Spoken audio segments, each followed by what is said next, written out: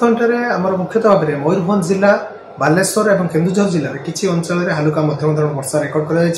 सर्वाधिक वर्षा मयूरभंज जिलार रायरंगपुर में 28 millimetre record कर दिन तापमात्रा सर्वोच्च दिन तापमात्रा नयगढ़ में 35.6 डिग्री सेल्सियस रेकर्ड कर सर्वनिम्न रात्रि तापमात्रा आमर सुंदरगढ़ में 15 डिग्री सेल्सियस रेकर्ड कर बर्तमान कौन निर्दिष्ट पाणीपागर प्रभाव ना तेणु आगामी 7 दिन जाए राज्य में पाग मुख्यतः भाव सुखिला खास करके देखा आमर केतक जो रोचे उपकूल समेत पार्श्ववर्ती जिला गुड़िक आगामी 2 दिन हालुका मध्यम धरण कुहड़ी रही संभावना रही सहित दिन और रात्रि तापमात्रा उभय वृद्धि होबार संभावना रही खास कर रात्रि तापमात्रा देखा आगामी 3 दिन मध्य 2 ରୁ 3 डिग्री जाए रात्रि तापमात्रा धीरे धीरे वृद्धि होबार संभावना रही आज भुवनेश्वर दिन